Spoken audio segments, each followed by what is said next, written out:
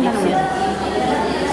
Dale fuerza, no más no estoy entendiendo mala vibra, más bien es una buena vibra. Sigan. Gracias, todo va a salir de adelante. Igual.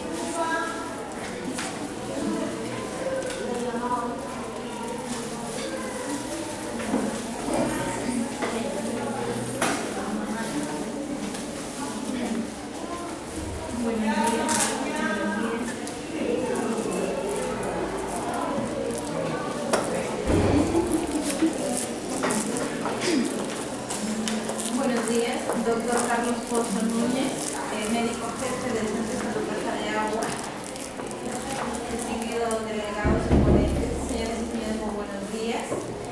Es un honor para nosotros darle la bienvenida a este primer curso de promoción de la salud renal y prevención de la enfermedad renal crónica en el Centro de Atención de Primer Nivel, en la cual en esta oportunidad quiero saludar especialmente a todos los participantes que han hecho un alto en sus quehaceres y así poder participar en este evento. Nuestra institución de lo que es el Centro Nacional de Salud Renal, ¿no? Para quienes de repente no conocen, el Centro Nacional de Salud Renal es un órgano desconcentrado, es un centro especializado en lo que es específicamente de salud renal, que lo que es terapias dialíticas y manejo de la enfermedad renal crónica, ¿no? Y dentro de lo que es el manejo de la enfermedad renal crónica, justamente lo que propugna es impulsar todo lo que es el desarrollo y la investigación, ¿no? En lo referente a lo que es enfermedad renal, justamente que se viene trabajando ya desde hace un buen tiempo lo que es la enfermedad renal crónica, ¿no? Lo que es esta enfermedad, la evaluación, investigación y lo que es la elaboración de guías, ¿no? Y es en base a esto que vamos a ir conversando sobre este tema tan importante, lo que es la enfermedad renal crónica. Antes de ver los temas epidemiológicos de manejo, vamos a recordar un poco lo que es la enfermedad renal crónica, ¿no? Entonces, cuando hablamos de enfermedad renal crónica, tenemos que ir definiendo que es un daño renal por más de 3 meses, ¿no? Definido por anomalías estructurales o funcionales del riñón. Muchas veces es obvio que cuando encontramos un riñón, se le manda a hacer una ecografía, tiene muchos quistes, un riñón pequeño, a veces no hay los riñones, son riñones atróficos, o es decir, muy pequeños, entonces podemos concluir de que puede haber, ¿no? una anomalía estructural. Pero lo más importante es investigar la parte funcional del riñón, ¿no? Además de que la estructura puede estar bien, lo que importa es cómo está funcionando el riñón, y es justamente lo que tenemos que ir definiendo para determinar si tiene o no tiene daño renal, con o sin disminución de la tasa de filtración glomerular, es decir, la tasa de filtración en el sentido como es la depuración o la tasa de filtración de toxinas a través de toda la parte funcional. En esta oportunidad no vamos a repasar toda la parte digamos, anatómica y fisiológica, pero ya tenemos que conocer de que la tasa de filtración glomerular se refiere a este tema, ¿no? Manifestado por anomalías patológicas, marcadores de daño renal, ¿no? Incluyendo alteraciones en la composición de la sangre, la orina o alteraciones en pruebas primarias. De ya hay una clasificación que la vamos a mencionar al inicio para que tengamos idea de lo que estamos conversando, pero se dice que cuando la tasa de filtración glomerular a través de un cálculo, que lo vamos a ver más adelante, está menos de 60, ¿no? Por más de 3 meses, con o sin daño renal, automáticamente es un paciente con enfermedad renal crónica. O sea, eso tiene que estar bien claro. Cuando está más de 60 hay que ver si tiene algún otro factor para ver si realmente tiene una enfermedad renal crónica, pero automáticamente si tiene menos de 60 ya tiene enfermedad renal crónica, ¿no? Entonces, ese concepto tiene que estar claro. Entonces, a través ya desde hace muchos años se ha trabajado, ¿no? Lo que es esta clasificación, ¿no? Lo que es enfermedad, antes se hablaba mucho de lo que es enfermedad renal terminal, pero ahora tenemos la clasificación en 5 estadios, 1, 2, 3, 4, 5, ¿no? El primer estadio es si el paciente tiene algún daño renal, y lo más frecuente es la presencia de albúmina o proteínas, ¿no?, o hematuria en la orina, ¿no?, y tiene una tasa de filtración glomerular por más de 90. Muchas veces cuando se le saca la tasa de filtración, y después vamos a ver cómo se calcula esto, ¿no?, porque no necesariamente es con la orina 24 horas que estamos acostumbrados a ver, sino hay fórmulas específicas que ya no dan más luces de esto. Entonces ya automáticamente el paciente puede tener un daño renal, ¿no?, de estadio 1. Si está entre 60 y 89 es estadio 2, por supuesto, con la presencia de esto. Y como habíamos visto antes, habíamos dicho que el hecho de que esté menos de 60 ya automáticamente es ya enfermedad renal, ¿no es cierto? No importa que tenga o no tenga daño renal, pero cuando está entre 30 y 59 estamos en el estadio 3, incluso ya se está clasificando en dos subestadios, el 3A que es hasta 45 y el 3B que es entre menos de 45 y 30, ¿no es cierto? Entonces este es el estadio 3, el estadio 4 ya severo, ¿no?, cuando está entre 15 y 29, y cuando ya estadio 5 ya está fase renal, cuando ya requiere el paciente diálisis, lo que anteriormente se denominaba mucho la enfermedad renal crónica terminal, es cuando está menos de 15, que es donde el paciente ya requiere entrar en una terapia de diálisis, terapia de reemplazo renal, ¿no? Entonces, teniendo estos conceptos bien claros de lo que es la enfermedad renal, vamos a ver tanto la parte epidemiológica, ¿no? Obviamente, nosotros tenemos acá qué cosa es lo que vemos usualmente. Nosotros estamos acostumbrados a ver, tiene enfermedad renal crónica, tiene insuficiencia renal crónica terminal. Vemos lo que es la punta del iceberg, que es el estadio 5, ¿no?, en diálisis. Usualmente está en diálisis, ya el paciente ya lo tenemos considerado de un paciente complicado de diálisis. Usualmente estos pacientes en mayor cantidad, como vamos a ver, están en la seguridad social, alguna parte está en lo que es por el CIS, ahora en el Ministerio de Salud, ¿no?, algunos en la policía, la parte privada, etc. Pero lo que no estamos viendo y que está muy por debajo es justamente la enfermedad renal crónica no diagnosticada, no tratada y la no controlada. Muchos pacientes que son con factores de riesgo, como hipertensos, diabéticos, están en este grupo, muchas veces entran a nuestro consultorio por uno u otro motivo, ¿no?, y están con su enfermedad renal crónica caminando, y finalmente cuando ya su enfermedad, a través de los años, a través de ciertas complicaciones que pueden hacer avanzar su enfermedad, evolucionan, ya finalmente el paciente viene descompensado a una emergencia o se va al hospital, finalmente entra a diálisis, o también a veces se muere, ¿no?, se muere en su casa, ¿no?, o se muere de repente por falta de acceso, pero es lo que realmente nosotros vemos, ¿no? O sea, esto es una comparación altísima. Dializar a un paciente tiene un costo muy elevado, ¿no? A la Seguridad Social aproximadamente le cuesta entre 250 y 300 millones de soles anuales dializar todos estos pacientes, ¿no? Entonces es un costo muy elevado. Y dicho sea de paso, en nuestro país solamente ahorita tenemos 10.000 pacientes que se están dializando, 10.000 pacientes. ¿Cuántos deberíamos dializar? 30.000. ¿Qué pasa con los 20.000 restantes?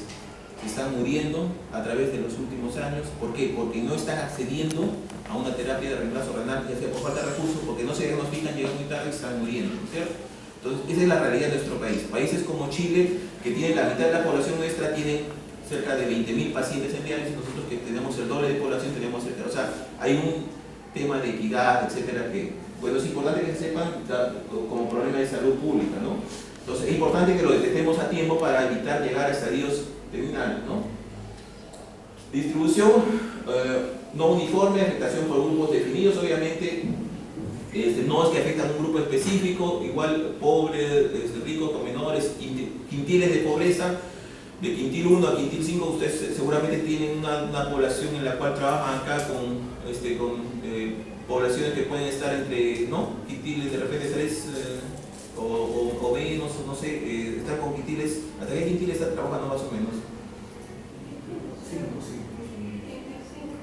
Sí, o sea, con población pobre. Bueno, usualmente en Lima hay todos los quintiles de pobreza, pero es importante que lo tenés, ¿no? Evidencias de estrategias preventivas podrían reducir la magnitud de enfermedad. Es importante eso, que desde hace ya muy buenos años en el mundo, la mayoría de países ya comenzó a trabajar esto, estrategias preventivas para implementarlas, pero aún esas totalmente no se implementan, ¿no? Entonces, las estadísticas mundiales se dice que 1 de cada 10 tiene enfermedad renal crónica, o sea, de 10 personas, una por lo menos tiene algún estadio de enfermedad renal crónica, ¿no? Y Otros estudios, por ejemplo, como el PIFE, que es un estudio español, ¿no? Se dice que el 20%, ¿no? tiene, en más de 60 años, tiene algún grado de enfermedad renal crónica también, ¿no? Entonces, cuando vemos los diversos estudios que se han realizado, ¿no? Por ejemplo, ahí el MDR, el EPIRS, el NANES, entonces, cuando en la clasificación MDR del estadio 1 al 5, vemos que por lo menos el 3.3% de la población, ¿no? y el estudio de EPIRS casi son aproximados, tiene algún grado de enfermedad renal. Entonces, para sacar el porcentaje, si yo quiero hacer de mi población, puede ser útil aproximadamente ver cuántos pacientes yo puedo tener. Porque ¿qué población maneja acá el ámbito de vuestro establecimiento?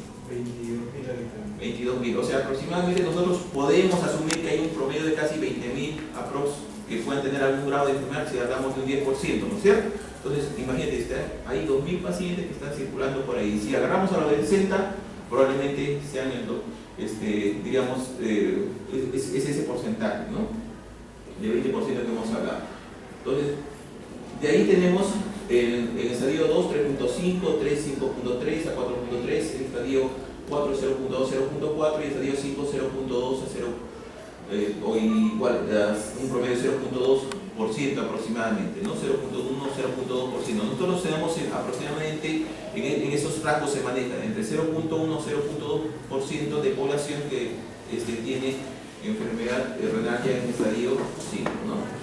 Ahora, en el Perú se han hecho muchos estudios, cada vez se hacen más detecciones, el Ministerio de Salud también se ha hecho por campañas para detectar enfermedad renal, ¿no? Pero hay un estudio epidemiológico que tenemos aquí en nuestro que se hizo algún tiempo y se encontraron tasas muy similares, ¿no? En cuanto a los estadios, ¿no? Se encontró que el estadio 1 era de 4.6, el estadio 2 7, el estadio 3 11%, el estadio 4 0.51 y 0.11 el estadio 5, ¿no? Aproximadamente en esos porcentajes es lo que nos hemos manejado. Este es un estudio de la Seguridad Social. Disculpe, ¿y ese estudio qué criterios para clasificarlo? ¿Qué pruebas se hicieron? No, claro, las pruebas que se hicieron fueron las que justamente mencionamos para clasificar eso, ¿no? Cuando se hace la evaluación, se hace la creatinina y la microalbuminuria, entonces ahí se hizo todos esos test a los pacientes y con poblaciones estandarizadas, ¿no? Randomizada, todo esto se hizo una muestra a nivel nacional en diferentes sitios, se mostraron tanto zonas de la costa, de la sierra, de la selva y se llegaron, pero casi salió un tanto similar al estudio que se hicieron anteriormente que habíamos visto como el NANES, ¿no? Sobre todo que se hizo casi muy cerca, digamos, el EPIRS fue posterior, pero diríamos que es casi un tanto similar, ¿no? Nos manejamos que nosotros, si nosotros tenemos una población, probablemente entre el 3 y el 5% puede estar en estadio 1, por ejemplo, si nosotros queremos ver cuánto de población. Ahora, ustedes pueden hacer también un muestreo de su población y ver cuántos están con RC, ¿no? Entonces, hay factores de riesgo para la enfermedad renal crónica. Obviamente, dentro de todos estos factores de riesgo, los más importantes y de mayor frecuencia, donde se han demostrado estudios en los cuales detecto mucho más enfermedad renal crónica, es la diabetes, es decir, todo paciente diabético tengo que ver cómo está su riñón, ¿no? Yo tengo la oportunidad de hacer sobre todo en la parte, por ejemplo, privada, la consulta, a veces viene mucho diabético y está, ¿cuántos años de diabético? 10 años, ¿no? ¿Te han hecho alguna vez pruebas de función renal? No, me han mandado porque ya estoy con creatinina de 2, ya está en estadio 3, 4, ¿no? A riesgo, ¿no? Que son los que incrementan la susceptibilidad a tener el daño, ¿no? Por ejemplo, ¿el factor cuál es? La edad mayor de 55 años, historia familiar de RC, reducción de la masa renal, bajo peso al nacer, algunas minorías étnicas que son más raras en nuestro medio, bajos ingresos económicos y bajo nivel de educación. Por ejemplo,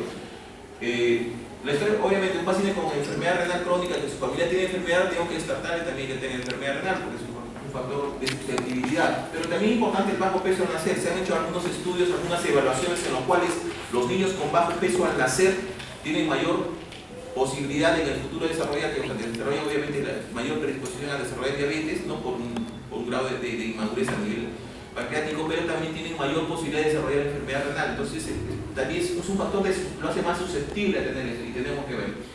También se ha visto, obviamente, los bajos ingresos y el bajo nivel de instrucción o de educación lo hace más, accede menos a la información y puede ser un factor de susceptibilidad al daño. Los factores de inicio son los que finalmente hacen de que se inicie el daño renal es cuando un paciente es diabético. Obviamente el paciente diabético, todos sabemos que la diabetes lo que más afecta es la parte vascular, ¿no? El riñón es un órgano vascular, microvascular, entonces se daña la parte endotelial, es decir, la parte interna de todos los pequeños vasos sanguíneos que tiene a través del riñón, y eso obviamente daña más el riñón. Hipertenso arterial también obviamente daña la parte renal, a su vez de que el paciente con daño renal también se vuelve más hipertenso.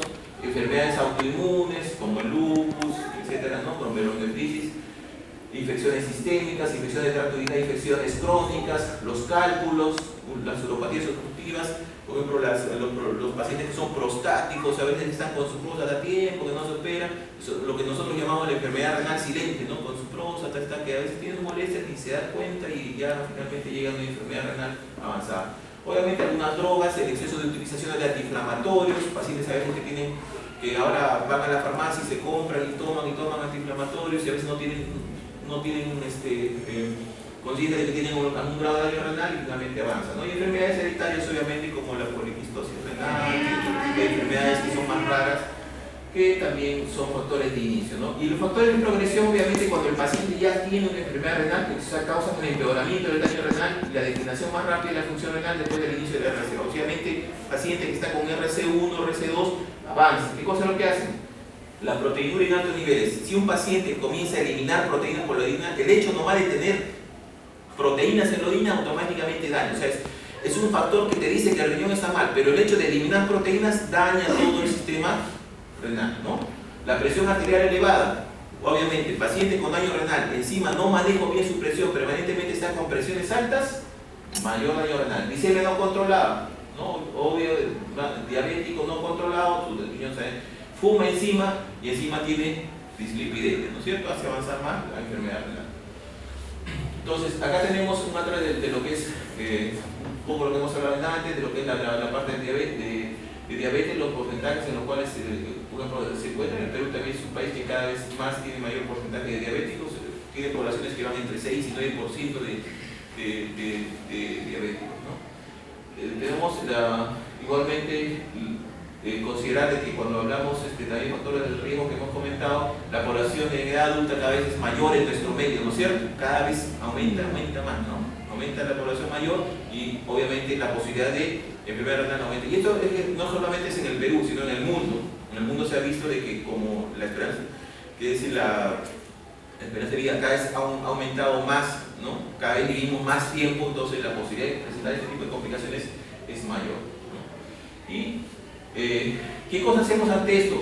Tenemos que hacer un manejo integral de la enfermedad renal en sí, ¿no? Como un problema de salud pública. Obviamente tenemos que hacer una intervención poblacional, ¿no? Que es la promoción de la salud, ¿no? En la población sana y la prevención primaria en la población en riesgo, que habíamos comentado, ¿no? Entonces, esta es una intervención poblacional, es decir, informar a la población, al individuo, familia y comunidad qué cosa es la enfermedad renal, que tengan conciencia de la enfermedad renal, que existe esta complicación. Obviamente, la prevención secundaria, cuando ya tiene la enfermedad, en la cual tenemos que hacer ya una detección precoz, un manejo, un monitoreo y obviamente una prevención terciaria, es decir, rehabilitar a ese paciente. Muchas veces muchas personas tienen una idea, todavía dicen, no, la diálisis ya es el final, ya te vas a morir, mejor no entres, mejor morirse antes que vivir eso.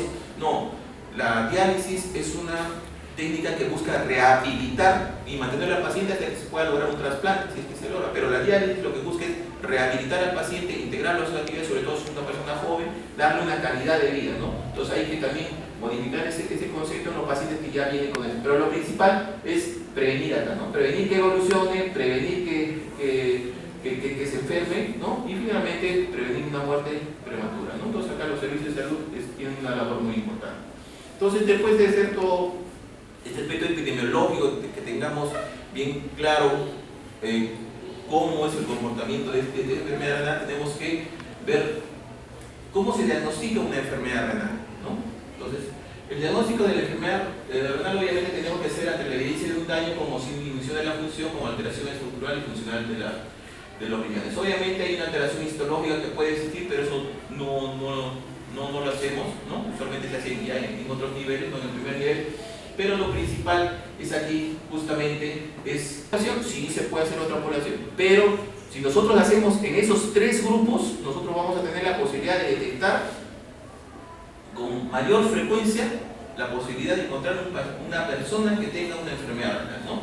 Entonces, ¿cómo se hace esto? A través de la detección precoz de la RSEC, una evaluación de la función renal, la estimación de la tasa de filtración glomerular a través de la determinación de la creatinina sérica, después vamos a ver cómo se hacen estos cálculos, la determinación de la proteinuria o microalbuminuria como indicador de daño renal precoz, ¿no? Y la evaluación de otros marcadores como hematuria, alteraciones de imágenes. Obviamente esto ya puede entrar en una evaluación ya de otros niveles de atención, pero lo que nos corresponde aquí es justamente hacer estos niveles, ¿no? La estimación de la tasa a través de una simple creatinina sérica. ¿Acá miden creatinina? No. Sí miden creatinina, entonces están con toda la capacidad por lo menos de ayudar a estadiar. Y pueden hacer también esto, lo que es, si miden creatinina puede haber con una capacitación hacer la posibilidad de hacer una microalbuminuria, o como comentábamos, como si están haciendo por medio de la detección con la cita, ya tengo una idea de que ese paciente pueda tener algún grado de daño renal y después completarle con una microalbuminuria, pero ya he hecho un screening, ¿no? Conjunto aquí. Entonces, ¿cómo mido ya la función renal? Obviamente la tasa de la filtración glomerular es el mejor índice para evaluar la función renal, que es diferente a la depuración de 24 horas, que también es útil, es importante y se hace, pero este es, digamos, mucho más sencillo y nos permite identificar, ¿no? Se mide a través del aclaramiento y la depuración de sustancias que corresponde al volumen de plasma totalmente eliminado por una unidad de tiempo, ¿no es cierto? Entonces, la tasa de filtración varía en cuanto a la edad, el sexo, la masa. Hay cálculos que ya se han hecho. Obviamente estudian publicaciones anteriores que han sido, que son las que han dado origen a esto, cuando usualmente la mejor forma de medir la función renal sería poner una sustancia que se llama inulina, ¿no? Y medir cuánto está y cuánto se elimina, pero la creatinina es lo más cercano que hay. La creatinina sabemos que es un ensayo que se produce a nivel muscular y es lo que nosotros medimos, ¿no es cierto? Entonces, igualmente acá está la creatinina sérica, igualmente cómo se comporta, ustedes ven, ¿no? A través de la creatinina, miren, la creatinina a lo más que va subiendo la creatinina, también la tasa de filtración va bajando, ¿no? Va subiendo y va bajando, tanto en mujeres como en varones, ¿no? Entonces, la depuración de creatinina se les he mencionado que también es importante. Les pongo esto porque muchas veces confunden tasa de filtración glomerular es lo mismo que depuración, ¿no?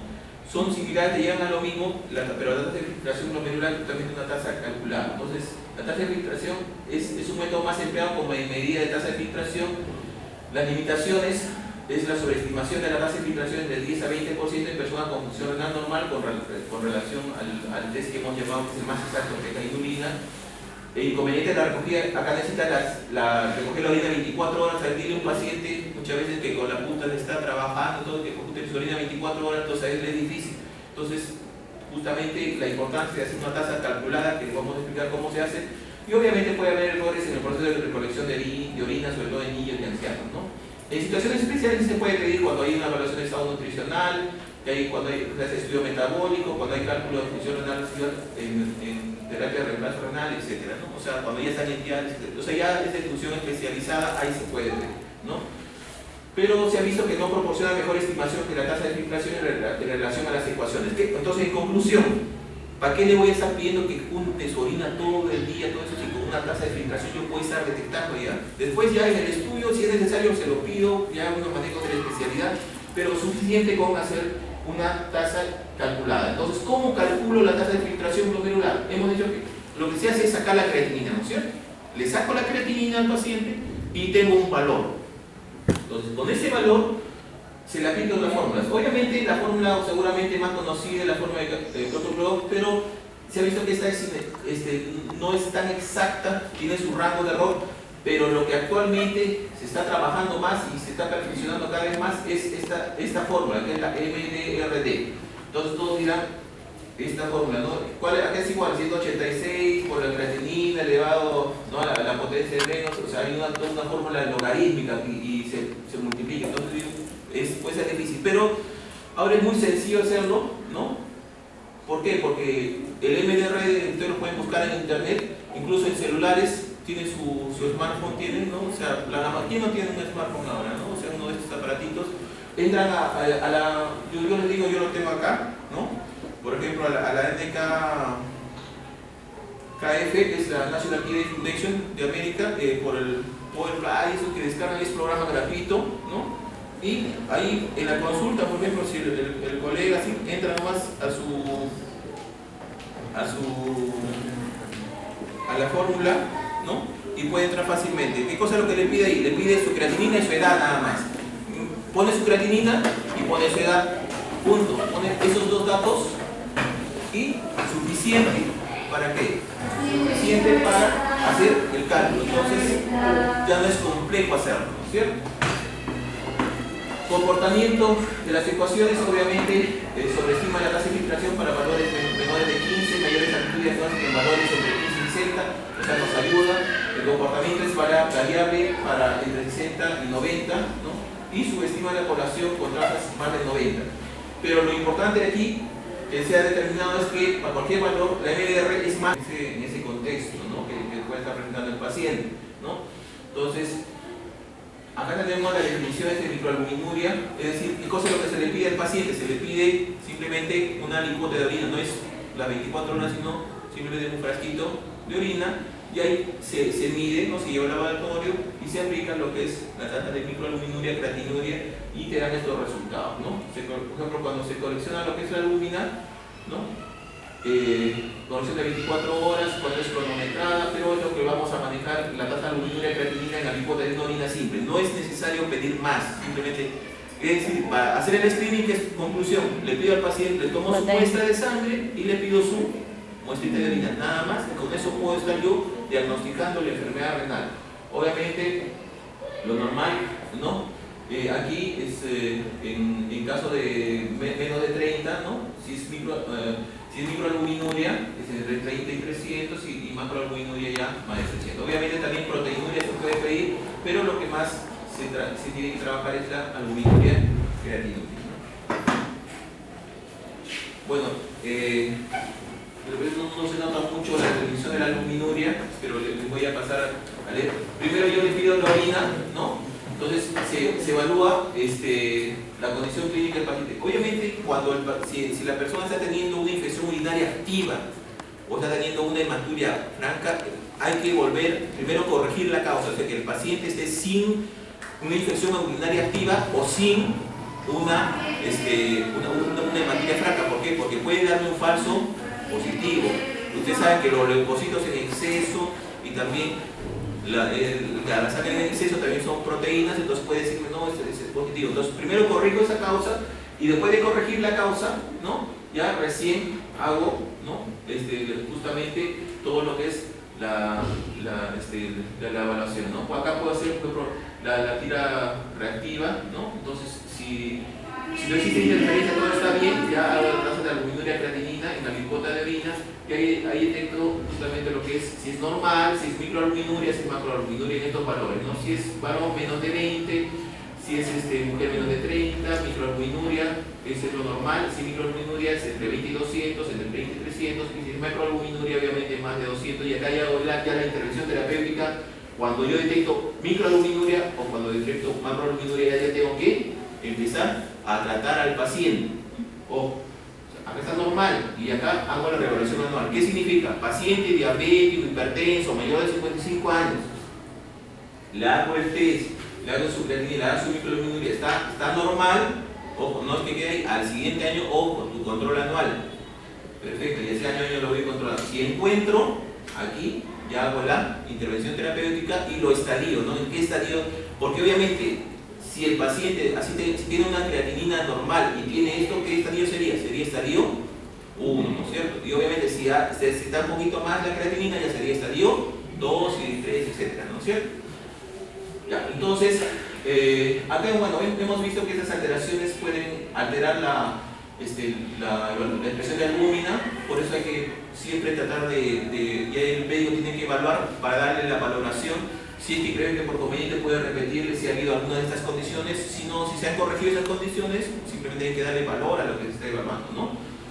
Entonces, falso positivo puede darle hematuria, leucocituria, o si no, cuando se alcaliniza la orina, ¿no? Cuando le dan alcalinizantes de la orina, sobre todo en pacientes que tienen cálculos, le dan alcalinizantes, ¿no? Le dan a veces el citrato de potasio, el carbonato, etc. Entonces, siempre eso hay que evaluar, pero desde el laboratorio ya se tiene que ver la posibilidad de repetir, ¿no? Si es que hay unas alteraciones. Y falsos negativos, obviamente, cuando ya pacientes que toman demasiado líquido están con una orina bien diluida, o otras proteínas que ya serían otro tipo de trastornos que ya son enfermedades más raras, ¿no? Que son ya de evaluación de especialidad. Pero la mayoría, muy bien, mayormente son factores corregibles y te ayudan a detectar este problema, ¿no? Entonces, la interpretación obviamente de las pruebas de RC es marcador de daño renal, o sea, ¿tengo o no tengo microalbuminuria? Y acá, no tengo, ¿no? Entonces, si está más de 60, sí tiene RC, ¿no es cierto? Positivo, más de 60, sí RC. ¿Lo trato? Sí lo trato. Daño renal, sí tiene microalbuminuria, ¿no es cierto? Menos de 60, también tiene RC, si tiene RC, tiene un estadio más avanzado, ¿lo trato? Sí lo trato. No tiene marcador de daño renal, ¿no? Está a menos de 60, habíamos quedado que menos de 60 ya es RC, así no tenga marcador de daño renal, ¿no es cierto? ¿Tengo que tratarlo? Sí, tengo que diagnosticarlo como RC, y si tengo que tratarlo, tengo que manejarlo, tengo que verificarlo. Y si no tiene marcador de daño mayor de 60, no tiene RC, y obviamente el manejo de RC no se hace sino más que todo el manejo preventivo, ¿no? Entonces, a ver si podemos guiarnos a través de la detección de RC, identificación y captación del paciente, hipertenso y diabético mayor de 55 años, le hago la creatinina, le hago la tasa de creatinuria, detecto el RC, sin RC, prevención y control anual. Con RC, estadio 1, 2 y 3A. Estadio 1, ¿de cuánto era? Era mayor de 90. Estadio 2, 60 y 90. Estadio 3A, de 45 a 60. ¿Qué hago con este paciente? Nefroprotección, atención primaria, referencia cuando haya criterios, que después vamos a verlo, cuando un paciente con estos estadios en manejo de hipertensión arterial, mantener presiones adecuadas. Sabemos que en un diabético incluso son valores más bajos, ¿no? Debajo de 13, debajo de 12, 5, 70, incluso lo que te piden las últimas guías para que manejo de hipertensión, o sea, no hay que mantenerlo encima de eso, ¿no? Manejo de albuminuria, obviamente vamos a ver cómo disminuimos la albuminuria. Después, restricción de proteínas en la dieta, se recomienda una dieta controlada, ¿no? Hasta 1 gramo para adultos con RC. No está justificada dieta baja de proteínas. A veces no se trata solamente de bajarlo, porque se les dijo no comas nada, tampoco llevarlo a ese extremo, ¿no? Por eso es importante el manejo multidisciplinario que también se considera. Cuando el beneficio es modesto sobre la eliminación, ¿no? Se compara con la disminución significativa de parámetros nutricionales. O sea, hay que tener mucho cuidado en decirle qué cosa es lo que va a comer, porque a veces no restringirle tanto ni tampoco que coma en exceso para cuidar el riesgo, ¿no? Ahora, ¿cómo hacemos que antihipertensivos y disminución de riesgo de RC? ¿Cómo manejamos la microalbuminuria, la proteinuria como factor de riesgo, ¿no? Hay dos medicamentos básicos que podemos manejar en el primer nivel de detención, que son los inhibidores de la enzima convertidora de angiotensina, los llegan muy conocidos, captopril, enalapril, ¿no? Que puede venir de 25, 10 miligramos, etc. La dosis a la vez puede ser entre 25 y 50, o de enalapril entre 10 y 20, 3 veces al día o 2 veces al día. Ahora, ¿cómo se maneja esto con los inhibidores? Obviamente, pacientes si no tienen presión alta, ¿no? Hay que medir hasta donde pueda tolerar la hipotensión, pero si tiene presión alta le va a ser beneficioso, ¿no es cierto? Sobre todo en estos pacientes. Y los PRA, bloqueadores receptores de angiotensina, que son los sartán. Acá manejan los sartán, valsartán, que es un nivel. No, lo que tenemos acá es alcotil, enalapril, pero sí, pero en realidad no está tan caro tampoco los sartán. Claro, se puede manejar, sí. Si se puede manejar con estos medicamentos de acá, suficiente, a veces es necesario, y si no, se maneja ya, si no se puede, si no responde, se puede manejar con los sartán. Eso depende de cómo vaya corrigiéndose la proteinuria, ¿no? Manejo de la albuminuria, obviamente los YECA y GRA, ¿no? Son drogas de elección para reducir la albuminuria en diabéticos y no diabéticos. El objetivo de la reducción es más 50%, ¿no? En los controles de seguimiento se reajustarán las dosis, ahí se va reajustando. Por ejemplo, si el paciente viene muy impotente, tengo que bajarle un poquito. Si viene de repente está hipertenso o sigue la micro, yo hasta donde tolere le puedo ir subiendo la dosis, etc. Es manejo de medios, ¿no? El incremento de la creatinina sérica, ¿no? El 20% de disminución de la tasa de filtración glomerular después del inicio de incremento será motivo de reducción de la dosis. Ojo, hay que tener cuidado acá, sobre todo si comienza a aumentar la creatinina, ¿no? Comienza a aumentar la creatinina y yo le estoy dando otros medicamentos, tengo que tener cuidado para disminuir esas dosis, porque también, o sea, contraproducente puede aumentar, entonces hay que tener cuidado en el manejo. Y si es que se va elevando, mejor lo refiero a la parte especializada, ¿no? Entonces, Bueno, esto estoy usando lo mismo con la frecuencia que se debe dar. Y el seguimiento, ¿cómo lo hacemos? El seguimiento, tenemos que tener unos criterios de RC controlados. ¿Cómo yo sé que me está respondiendo al tratamiento, ¿no? el paciente? Vemos una disminución de la tasa de filtración glomerular. Si yo, RC controlada es cuando hay un incremento menos de 4 mililitros. Es decir, por decir, si el paciente estaba en 90 y yo le hago su control y está en 87, puedo decir que está controlada. Pero si el paciente me viene en 80, ya digo, ojo, no estoy controlando esta RC, algo está pasando, hay algún otro factor, de repente si no lo puedo controlar ya tengo que derivarlo, ¿no es cierto?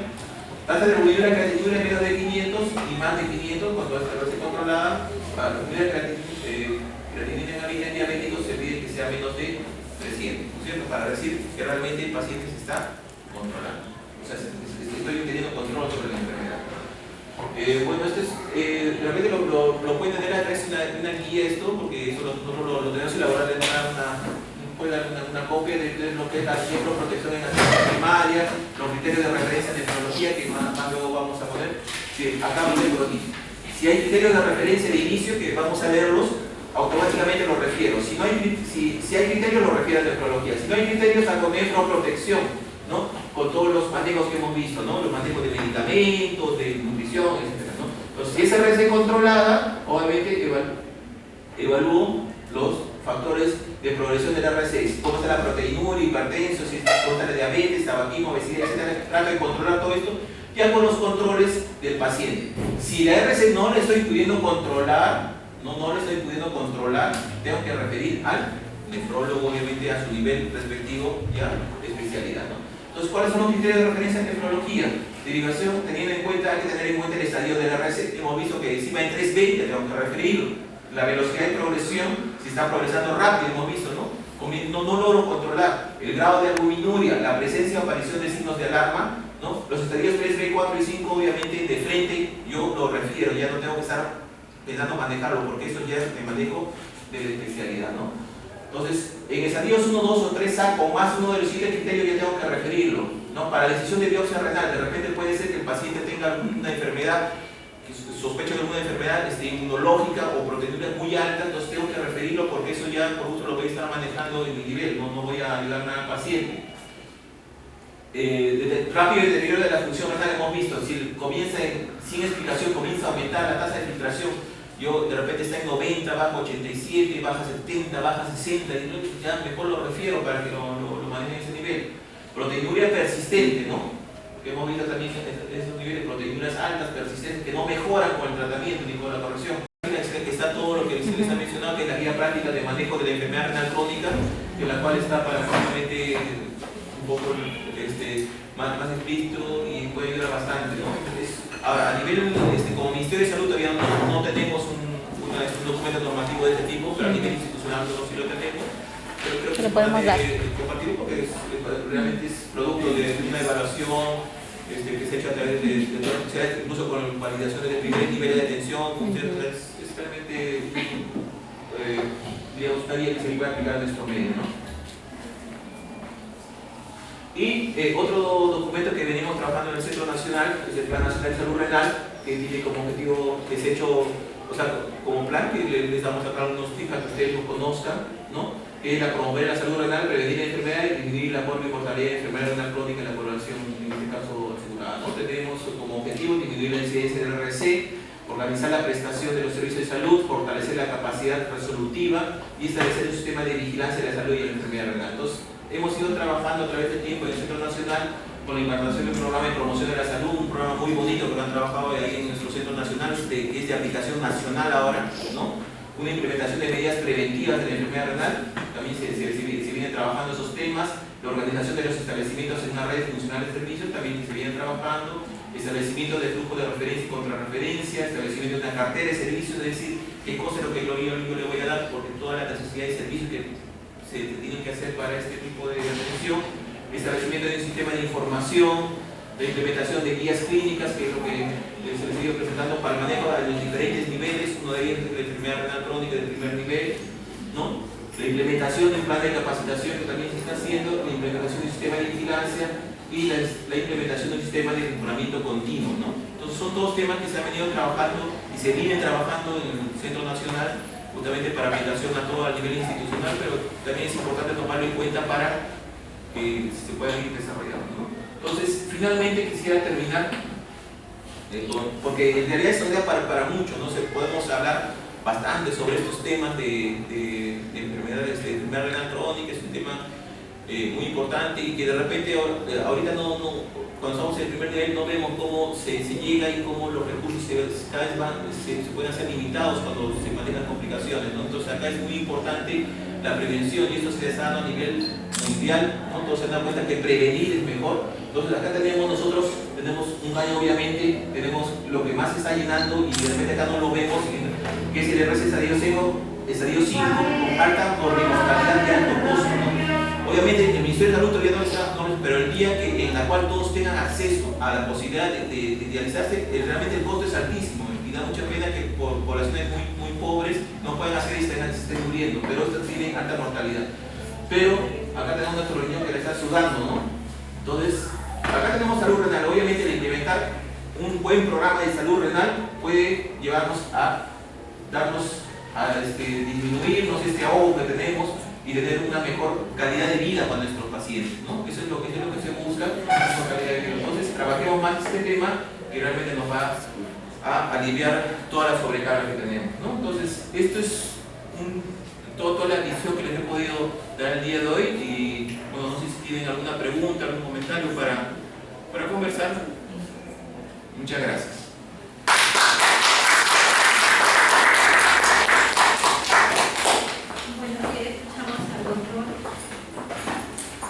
Eduardo Pérez Tejada, que viene representante del doctor Carlos Pereda Bejarano.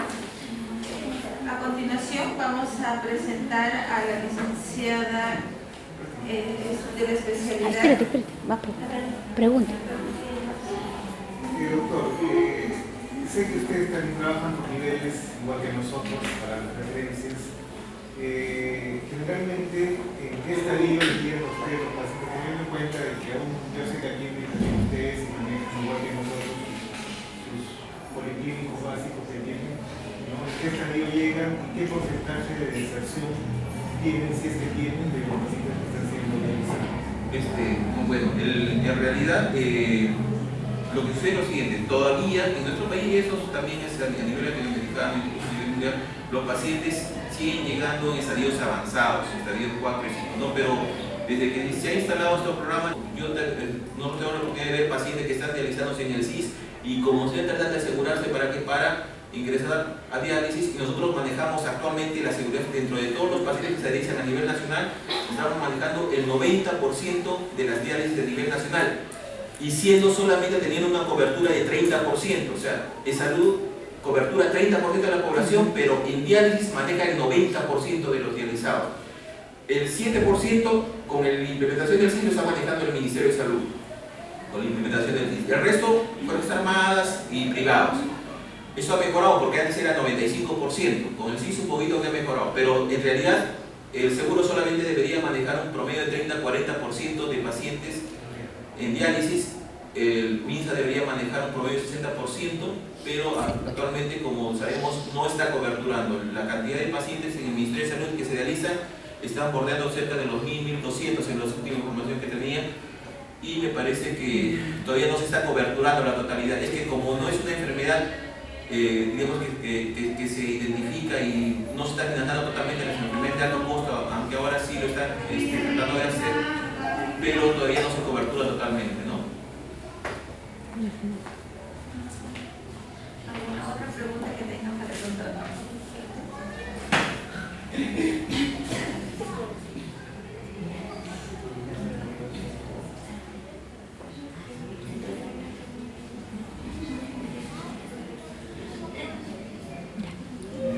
Bueno, a continuación vamos a presentar a la licenciada Karin Carvajal,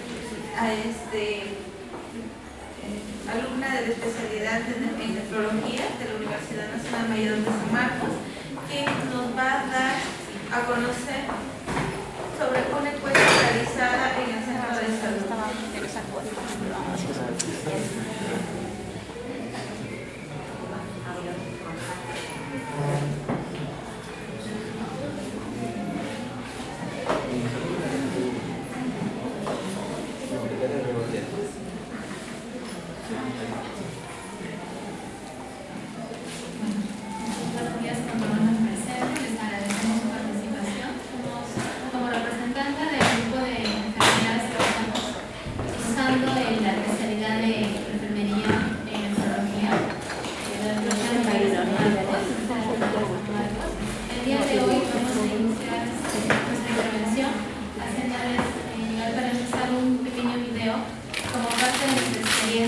trato y el resultado de los pacientes nefrológicos.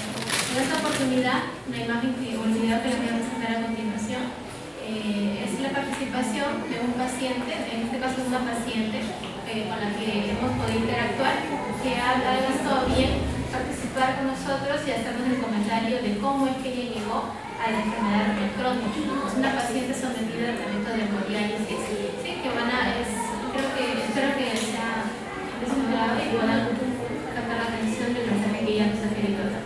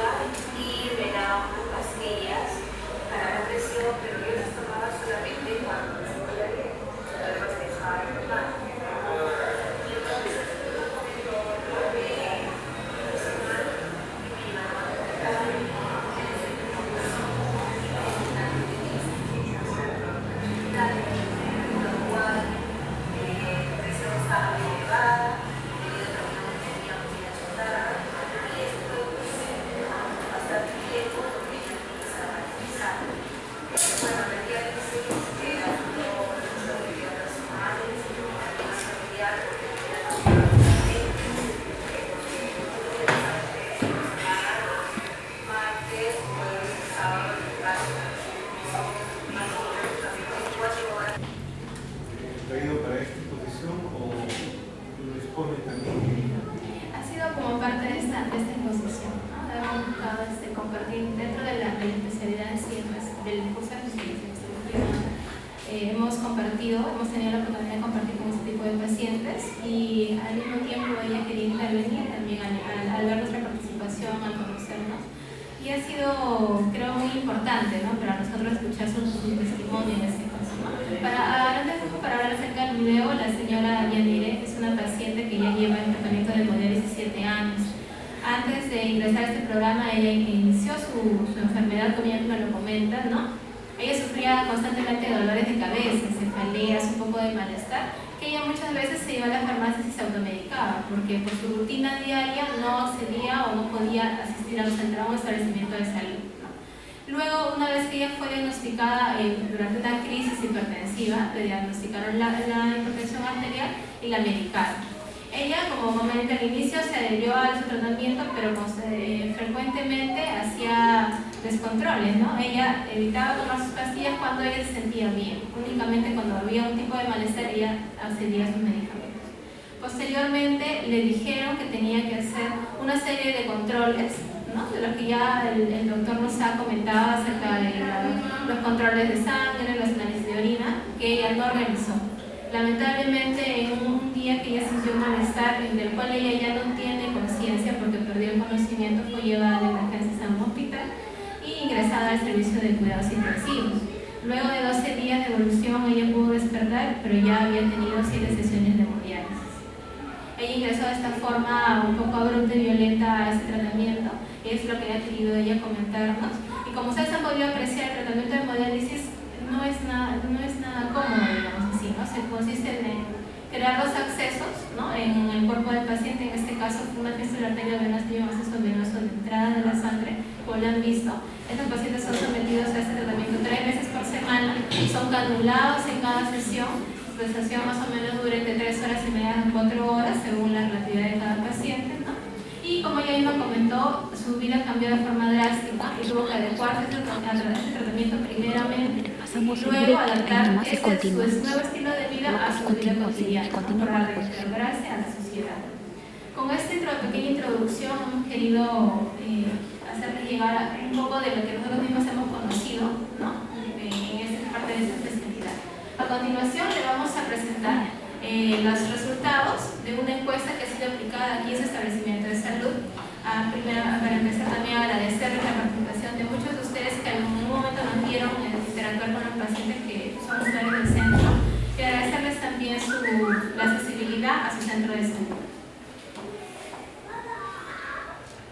Bueno, para empezar, como ya hemos podido tener la primera presentación del doctor, la tradición epidemiológica y demográfica de las últimas décadas nos han generado un incremento de las llamadas enfermedades crónicas, ¿no?, que muchas veces no son no transmisibles, porque siempre conocemos en el primer nivel de atención todos los que son prevenibles, ¿verdad? En este caso, las enfermedades cardiovasculares, la diabetes, el cáncer y la enfermedad renal crónica tienen una alta prevalencia actualmente. La enfermedad renal crónica es un problema que desciende a nivel mundial, no es únicamente una localidad. Ya muchos países están sufriendo de altas tasas de pacientes con enfermedad renal. Y debido a esas principales causas, vamos a ver y reconocer 2 factores de riesgo importantes, como son la hipertensión y la diabetes, que están en incremento. Se define la enfermedad renal, como ya lo hemos visto, como la anormalidad estructural del riñón que afecta su función normal, ¿no? Y por consiguiente la salud de la persona va a tener una consecuencia variada de la presentación positiva.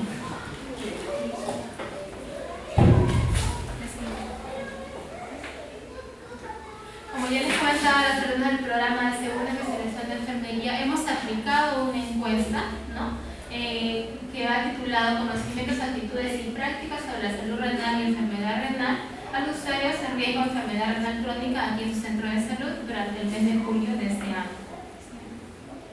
La encuesta ha sido parte de un estudio de tipo descriptivo, cuyos criterios de inclusión han incorporado en ellos a las personas adultas mayores de 55 años, personas que pueden sufrir de hipertensión y que sufren de diabetes mellitus, excluyendo a las personas que, además de no cumplir con estos requisitos, ¿no?, previos, tampoco han querido participar voluntariamente del estudio, ¿no? El instrumento que hemos utilizado es una encuesta que ha constado de 24 preguntas, las cuales las hemos dividido en 3 áreas, ¿no? Un área de conocimiento, un área de actitudes y un área de prácticas relacionadas a la salud renal y a la enfermedad renal. Este instrumento previamente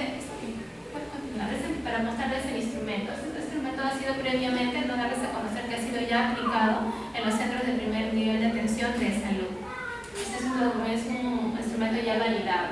La anterior, por favor. Como ustedes ven en la imagen, ha sido dividida en 24 preguntas, ¿no? La siguiente, por favor. Y por ejemplo, aquí tenemos los dos últimos rubros que son actitudes y prácticas de prevención en la enfermedad renal.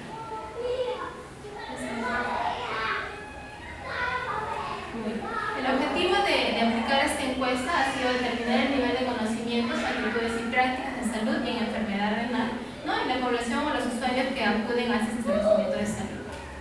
Vamos a presentarles a continuación los resultados, ¿no? Para empezar, hemos visto previo presentarles los datos del establecimiento de salud. Como sabemos, el Centro de Salud Hoja de Agua está ubicado en el distrito de San Juan de Lurigancho. Su dirección de salud es la dirección número 4 de Lima Este, ¿no? Su red de salud San Juan de Lurigancho, y tiene una población aproximada, como ya lo comentó el doctor, ¿no? De 21.000 casi, ¿no? 21.000 habitantes. Como podemos ver en la imagen, su mayor población está ubicada ¿dónde? En el rubro de adultos, entre 30 y 59 años. Justos son los adultos o las personas que han podido ser parte de nuestro estudio, ¿no? Y si observamos minuciosamente aquí una distribución de la movilidad asociada que hemos conseguido del año 2011, vamos a ver años, y de ellos, cuando tienen uno de los factores de riesgo, un factor de riesgo es el mayor porcentaje, ¿verdad? Con dos factores de riesgo, el 33%, y con tres de los factores de riesgo ya mencionados, el 4%.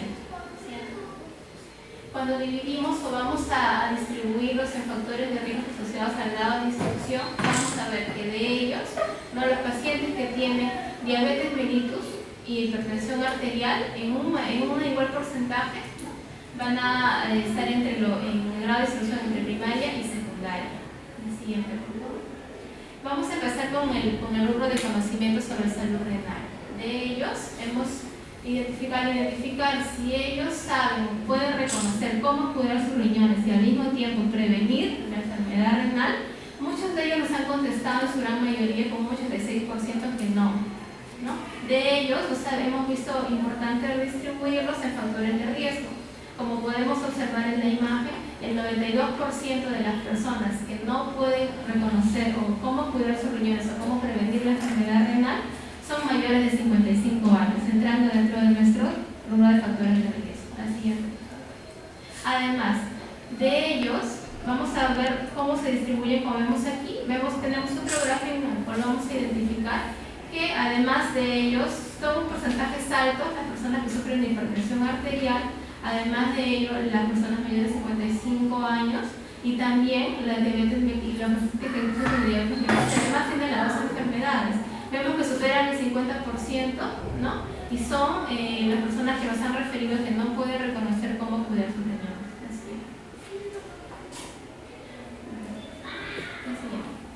Muy bien. Dentro de esta pregunta que le hicimos a los encuestados, le pedimos que nos dijeran de qué manera pueden cuidar sus riñones, las personas que nos contestaban acertadamente o afirmativamente, ¿no?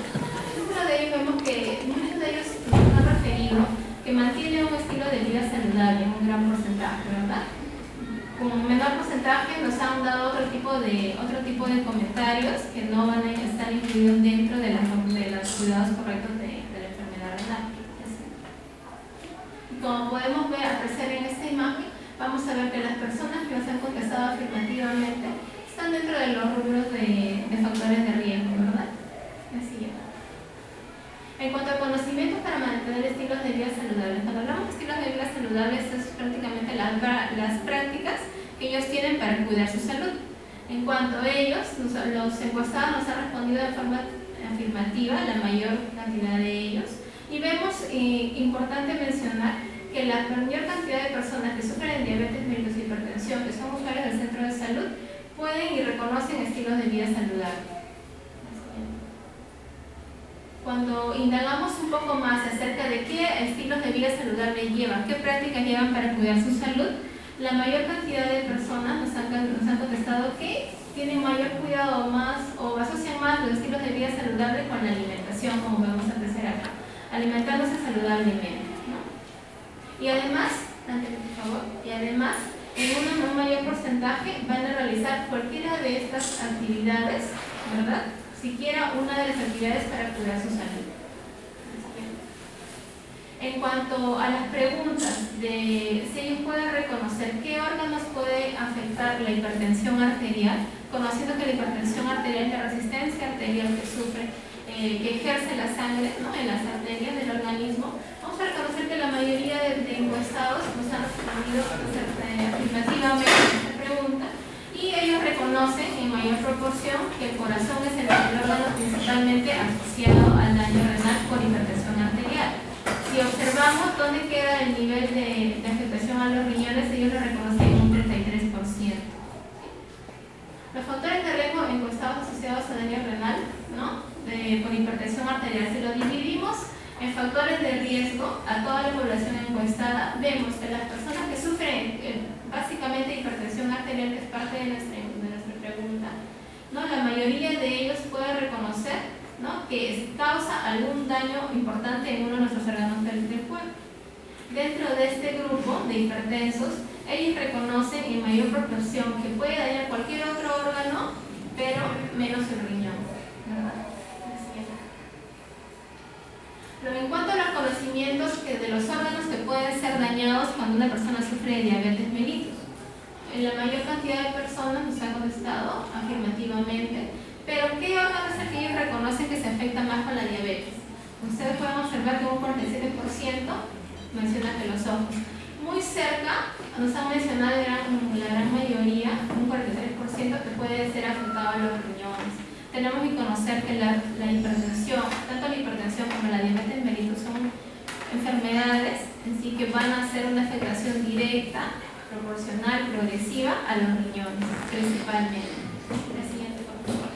Si hacemos una división, una distribución en factores de riesgo y vamos a identificar este factor, esta variable, la de diabetes mellitus, vamos a ver que muchos de ellos pueden reconocer una afectación importante en algún órgano del cuerpo. Si somos más específicos y le preguntamos a este grupo de diabéticos exclusivamente, podemos reconocer, ¿no?, que ellos pueden definir que causa algún daño importante en el riñón o en algún otro órgano. ¿Sí? Es muy importante que hayamos hecho esa distinción. En cuanto a los daños que puede realizar o puede ocasionar la automedicación a algún tipo de órgano en nuestro organismo, ¿no?, hemos visto importante también hacer parte de nuestra encuesta esta pregunta. Y al indagar con los encuestados, podemos reconocer que la mayor cantidad de personas reconocen siquiera que la automedicación, el consumo de medicamentos sin prescripción, puede ocasionar un daño a algún órgano importante de nuestro cuerpo. Vamos a ver en este cuadro que ellos identifican que la mayor cantidad la frecuencia de automedicación puede dañar principalmente al hígado, muy seguido de ahí al estómago y un poco lejos de la mayor cantidad.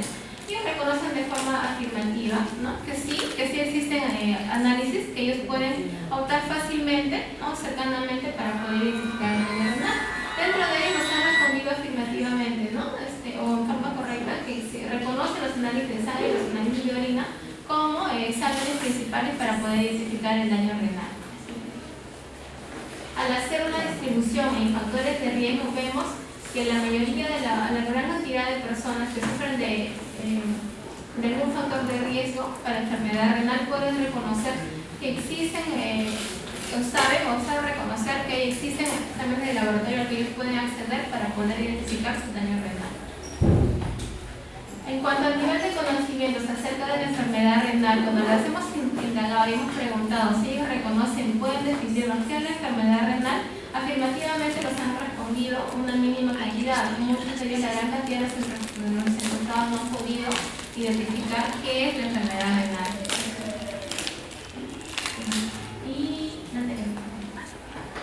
Al hacer una distribución por factores de riesgo, podemos reconocer, ¿no?, afirmativamente que las personas que sufren de algún factor de riesgo, como son la hipertensión, la diabetes, o las personas que son mayores de 55 años, nos han podido dar un término o indagar acerca de que el daño renal puede ocasionar es el daño que va a ser relacionado con la función renal, ¿no? Y si vamos a distribuirlo con las personas que, si nos pueden decir qué es el daño renal que afecta al riñón específicamente, podemos ver que es un alto porcentaje de ellos. Cuando hemos indagado, además, hemos tratado de saber un poco más del conocimiento de estas personas acerca de que si ellos conocen también algún tratamiento que vaya a sustituir la función renal cuando ésta ya ha decaído, vamos a ver que muchos de ellos reconocen, ¿no? A pesar de que si contrastamos con la pregunta anterior, que la mayoría no reconoce que hay una enfermedad renal, ellos sí pueden reconocer que hay un método con el cual se puede sustituir esta función, ¿no? Cuando hemos indagado acerca de sus respuestas, de qué método o qué tratamiento puede existir para sustituir ese tratamiento, esa función, nos han identificado la hemodiálisis, ¿no? Como el factor principal o el tratamiento principal para sustituir la función renal, reconociendo lo que han podido apreciar en el video hace unos minutos, ¿no? Que el tratamiento de hemodiálisis es el tratamiento que va a sustituir la función del riñón, ¿no? Mediante un riñón artificial con la extracción de la sangre del paciente, ¿verdad?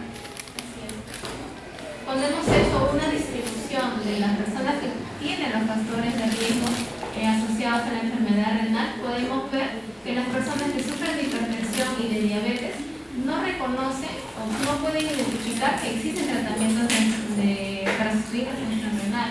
Además de ellos, sí pueden, un porcentaje de ellos puede identificar la hemodiálisis también como un factor o un tratamiento para sustituir. En cuanto al número de actitudes frente a la salud renal, vamos a saber cuál es el nivel de contenido de información que ellos pueden haber recibido o tienen en cuanto a la salud renal. Como vemos ustedes en este gráfico, el mayor porcentaje, si nos dirigimos al mayor porcentaje, vamos a ver que están en desacuerdo en cuanto a su propia actitud frente a la salud renal. Si hablamos de actitud, es las acciones que cada uno toma, ¿no? Frente a determinada situación.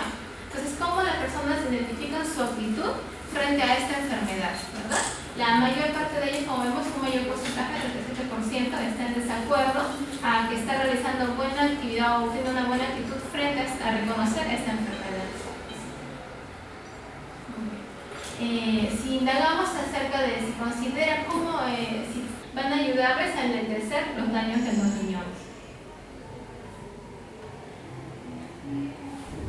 Además, cuando indagamos en los encuestados acerca de la enfermedad, como dice, la enfermedad actual no tratada ni controlada puede dañar sus riñones.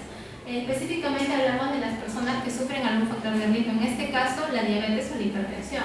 La mayoría de ellos, como podemos ver en la imagen, están totalmente de acuerdo que sí, en algún momento les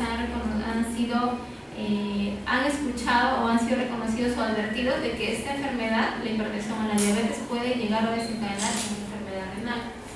Al mismo tiempo, ellos pueden detectar de forma oportuna, si pueden detectar a tiempo si sus riñones están dejando de funcionar. Ellos en la mayoría están de acuerdo en este rubro, en este ítem. ¿Por qué? Porque ellos reconocen o ya han sido advertidos de que ellos pueden llegar a desencadenar la enfermedad renal. En cuanto al nivel de prácticas y de prevención en enfermedad renal, vamos a ver que de todos los encuestados, cuando hemos querido indagar acerca de sus actividades físicas frecuentes, cuando hablamos de actividad física, hemos tomado previsible indagar acerca de una actividad que pueda ser diaria, como mínimo de 30 minutos, para poder identificar que sea una actividad física, que pueda traerles beneficios, ¿verdad? Ellos nos han referido en su mayoría que sí realizan una actividad física frecuente con un mínimo de 30 minutos diarios, ¿no? Con un 44%. Además, también ellos pueden reconocer que una práctica de prevención es dejar de fumar, ¿no? La mayoría de las personas nos dice que esta práctica no la reconocen como una práctica que nos puede ayudar a prevenir la función renal. Pueden reconocerla como cualquier otro tipo de práctica, por ejemplo, para prevenir cualquier otro tipo de daño a nivel de otro tipo de órgano en nuestro cuerpo, menos para prevenir el daño renal. Además, al indagar acerca de las prácticas de automedicación de las personas que han sido encuestadas, la mayoría de ellos nos han referido, ¿no?, que ellos sí en algún momento se han automedicado, ¿no?, y de repente de manera constante lo han estado haciendo, sin tener conocimiento o sin hacer hincapié en que ellos pueden causar ningún daño renal. Además, en cuanto al control de glucosa en sangre, sobre todo las personas que sufren de factores de riesgo por la diabetes, ¿no?, en mayor porcentaje, que es el 36%, muy cerca, ¿no?, al resto hablando de los porcentajes, muchos de ellos nunca han tenido, no tienen la previsión de hacerse controles de glucosa en sangre, a pesar de que ellos tienen ya el diagnóstico de diabetes mellitus. En cuanto al nivel de prevención, los niveles adecuados de colesterol en sangre, como podemos observar, esos pacientes, este porcentaje de pacientes mayor, es realizado en algún momento o tiene por lo menos la previsión de hacerse un control de colesterol, ¿no?, en el centro de salud, para poder saber si es que este ítem o este nivel está alterado. ¿Por qué? Porque ellos pueden reconocer que hay un tipo de alteración en su organismo. Además, las personas que sufren de hipertensión arterial y las personas que sufren de diabetes mellitus están medicados, ¿no? Y ya reciben un tratamiento cuando son diagnosticados. La mayoría de ellos, como ustedes pueden observar, si dividimos el cuadro en dos, ¿no?, este gráfico, vamos a ver que el 52% no nos dan una respuesta exacta de si ellos han logrado adaptarse a su propio tratamiento. Si podemos observar aquí, solamente el 25% nos dice que siempre es constante en el consumo de sus pastillas, ¿verdad? Incluso nos pueden mencionar los horarios, además de ellos el nombre, y también algunos de ellos los reconocen por el color, pero la mayoría de ellos han mencionado los nombres de sus pacientes. En cuanto a las prácticas de prevención, en las que ellos pueden realizar exámenes de control para medir la función renal, ya sea en sangre o en orina, podemos identificar que el 61% de ellos no reconoce o no se ha hecho nunca un examen de orina exclusivamente para poder identificar el daño renal. Además, hemos visto previsible dentro de la encuesta que indagar acerca del conocimiento del peso normal de una persona. Si viene una persona y nos pregunta a nosotros cuál es su peso normal, ¿no?, o cuál es su peso en este momento, lo podemos reconocer, pero a veces es importante, o hemos visto importante reconocer si ellos pueden identificar cuál es su peso normal, no el peso ideal, sino su peso normal, ¿no? Y un gran porcentaje les han contestado el 75% que sí puede reconocer. Luego de todo este estudio, de esta aplicación de esta encuesta que en la que hemos intervenido todas las participantes de este curso de especialización, hemos podido resumir, ¿no?, que dado este escenario actual de la enfermedad renal crónica en el Perú, como ya lo hemos visto en la primera presentación, es importante la implementación de una estrategia de salud en el primer nivel de atención, ya que hemos podido reconocer que muchas de las personas que han sido encuestadas hemos reconocido algún nivel de factor de riesgo que puede desencadenar la función renal. Lamentablemente, como hemos podido también ver en el transcurso de las presentaciones anteriores, hemos podido reconocer que la enfermedad renal es una enfermedad silenciosa, que muchas veces solamente la reconocemos en el 5º estadio, que es en el nivel en que ya el riñón ha perdido su función total, y la única solución es la función o el tratamiento de sustitución renal. Además, hemos visto previsible participar de esta capacitación para poder incentivar a ustedes como personal de salud